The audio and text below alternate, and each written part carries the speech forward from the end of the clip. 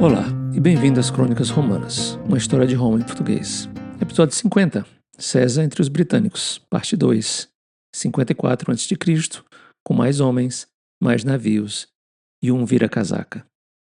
No último episódio, vimos o Júlio César se aventurando ali nas Ilhas Britânicas pela primeira vez e o episódio foi meio atrapalhado, né?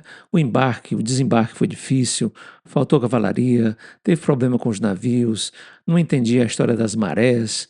Ele até conseguiu mostrar força, mas voltou sabendo que tinha muita coisa para melhorar. E é aí que a nossa história começa hoje, no inverno de 55 para 54. Durante esse inverno, o César volta para a Gália Cisalpina, que era a província onde ele era oficialmente o governador, né? Então ele tinha que fazer as funções dele de governador lá. Mas enquanto ele vai, ele deixa os seus. Ele vai cuidar lá da política e das burocracias, ele deixa os legionários na Gália bem ocupados. Ele dá uma ordem bem clara: vocês vão construir uma nova frota para a gente, e em vez de 80 navios, a gente vai ter 600, né? Dessa vez também os navios seriam diferentes, modificados e adaptados com o que eles tinham aprendido na primeira viagem. Os navios seriam mais leves, mais ágeis e teriam não só os remos, mas também vela, teria vela e remo ao mesmo tempo, perfeitos para o litoral ali da Britânica que eles tinham conhecido. E você lembra que a maior fraqueza da primeira expedição foi a dificuldade de cavalaria, né? Porque os navios com os cavaleiros acabaram ficando para trás. Pois agora o César, ele fez o seguinte, ele aproveita a situação, a necessidade de cavalaria. A gente sabe que os romanos tinham duas coisas que eles não eram bons: navios, né, na guerra naval, e cavalaria. Ele pede para os aliados gauleses dele contribuírem cordialmente para a expedição com 4.000 cavaleiros. Isso aí também ajuda no fato de eu ter menos 4.000 gauleses aqui nas minhas costas, quando ele passasse para as Ilhas Britânicas, né? Então, lá se vão os romanos, ali na primavera-verão do ano 54 a.C., por uma segunda vez para as Ilhas Britânicas, dessa vez, em vez de 80 navios, com 600 navios, em vez de 2 legiões, com 5 ou 6 legiões, e com 4.000 cavaleiros gauleses. Quando eles chegam, enquanto isso, lá nas ilhas, né, as tribos britânicas estavam se preparando também para resistir a esses soldados, né? Pela primeira vez, as tribos das ilhas nativas estavam sob o comando de um único chefe, que era chamado Cassivelauno. Cassivelauno. E ele era chefe de uma das tribos e tinha sido eleito, né, escolhido para ser o chefe de todas as tribos para resistir aos romanos. Quando eles viram a quantidade de romanos, eles estavam esperando de novo 80 barcos, viram 600, né? Eles decidiram que não tinham como enfrentar os romanos em campo aberto. Então decidiram apostar numa tática de guerrilha, né? Que é aquela tática que todo exército mais fraco faz com o exército mais forte, são ataques rápidos, emboscadas e tentando desgastar o inimigo, né? Só que nem todo mundo estava feliz com a liderança do Cassivellaunus lá, né? Ele tinha uma das tribos é chamada os Trinovantes, cujo rei havia sido derrotado pelo Cassivelauno. E essa tribo decidiu mudar de lado. O filho desse rei, né, foi até o Júlio César e fez uma proposta: a gente ajuda você contra o Cassivelauno e em troca você ajuda a gente a voltar ao poder. Para os romanos era uma ótima proposta, né?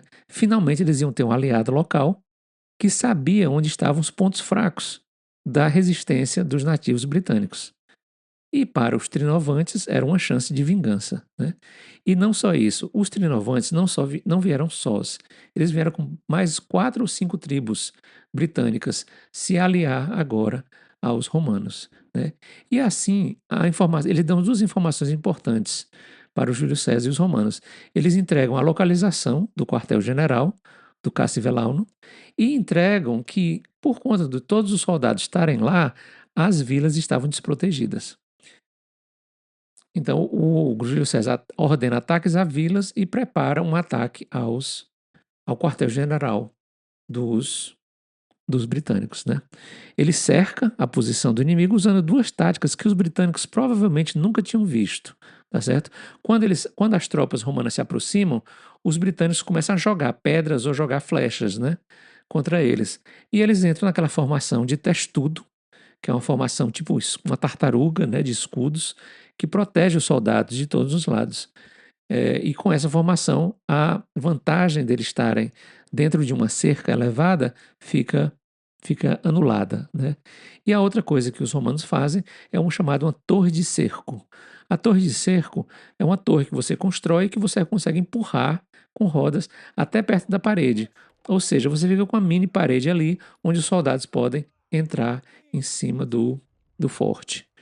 Com essa disciplina, com essa organização e com essa tecnologia, e com a clara traição dos trinovantes, os romanos conseguem forçar o Cassivelauno a se render, né? Esse tipo de mudança de lado não é exclusiva da Roma antiga. A gente tem um exemplo aqui no Brasil, onde nos 1600, quando os holandeses invadiram Pernambuco, aconteceu algo parecido, né? Havia um brasileiro que a gente conhece na nossa história, chamado Domingos Fernandes Calabar, que trocou de lado, né? Trocou os portugueses pelos invasores holandeses. Para uns foi uma estratégia, para outros foi uma traição, e até hoje ele é lembrado como um dos maiores vira-casacas da nossa história. É importante lembrar que os portugueses capturaram o Calabar e ele foi executado, assim como mais de 100 holandeses que foram presos durante esse ataque, ali na cidade de Porto Calvo, que é uma cidade que hoje fica em Alagoas, mas que naquela época pertencia a Pernambuco. Voltando à nossa história de Roma.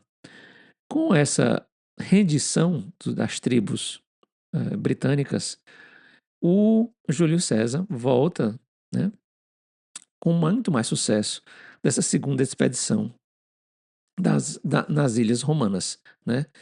Ele iria voltar para Gália, né? E ali em Gália, a partir de 53, 52 antes de Cristo, ele vai ter uns problemas que a gente vai conhecer em breve. Mas no próximo episódio nós vamos deixar aqui a Britânia e a Gália e vamos voltar para Roma e para o Oriente Médio, né? E a gente vai conhecer a saída de cena de daqueles nove personagens que eu mencionei nos episódios anteriores sobre o fim da República. A gente vai conhecer o fim de um deles. Vai ser o primeiro a sair do baralho, né? Vai ser o triste fim do Marcos Crassus, tá certo? Isso a gente vai ver no próximo episódio, onde a gente se encontra. Um grande abraço.